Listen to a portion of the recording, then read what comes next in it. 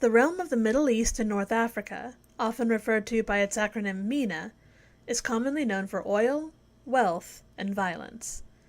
In fact, it's a complex region made up of 23 countries and territories.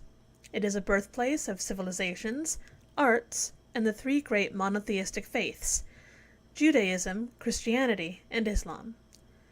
Wealth is largely found in a handful of small oil nations along the Persian Gulf.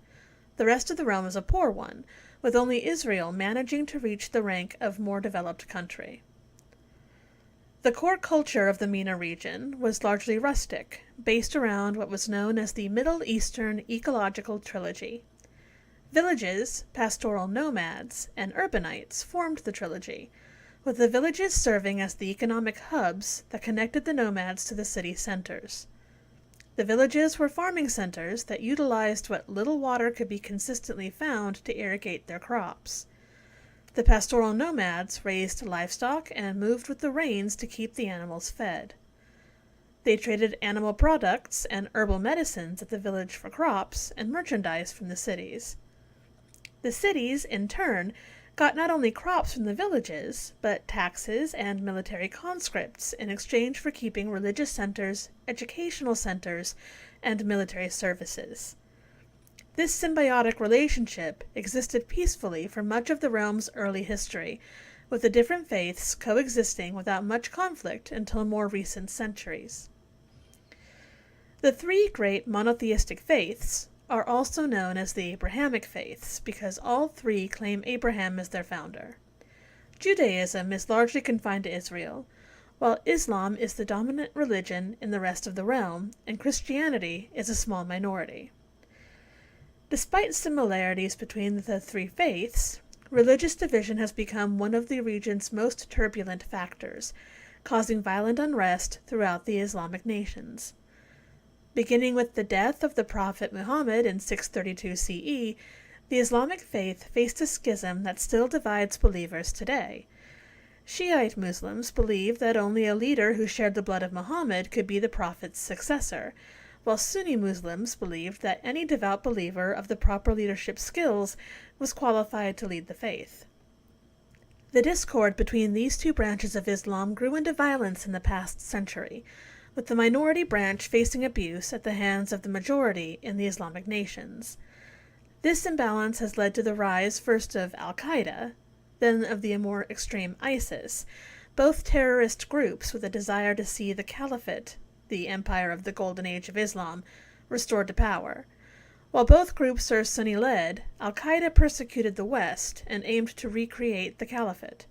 ISIS, on the other hand, persecuted anyone who did not conform to their beliefs and claimed that they had already put the Caliphate into place. The MENA region has faced conflict economically as well as religiously. While the region is often thought of as wealthy, the actual GDP per capita falls around $9,000 US. Areas with large oil reserves see the most money, and those have struggled with Western pressures since oil and natural gas first became a commodity with the rise of transportation technology.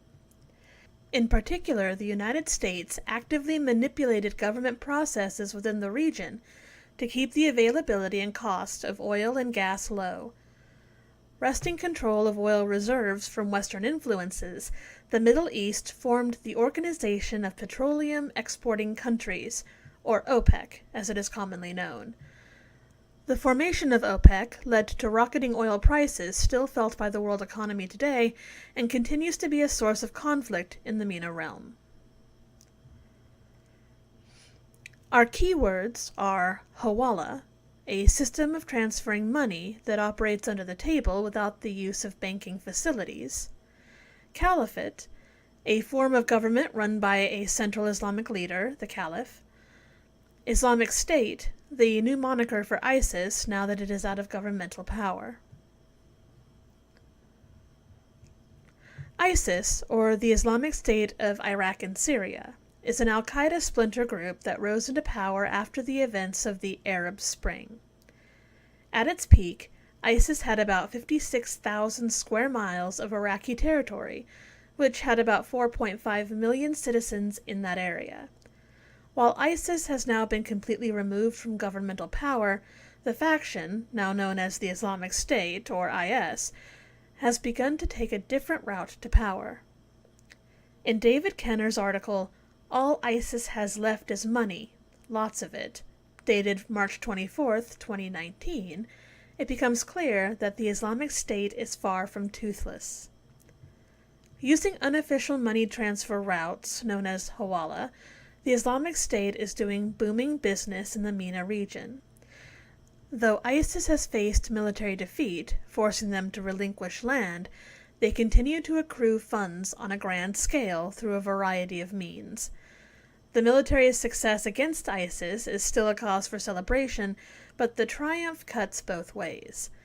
ISIS is now deprived of tax revenue and control of the rich oil fields, but now their operations are difficult to track and involve illegal transactions.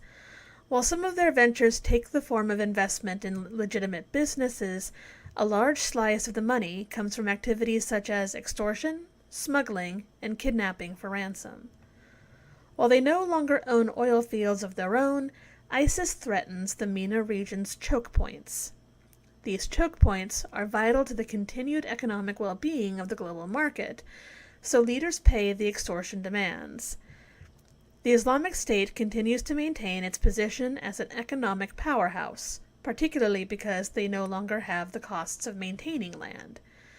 With those kinds of funds at their disposal, ISIS now has the means to prolong their terrorist campaign.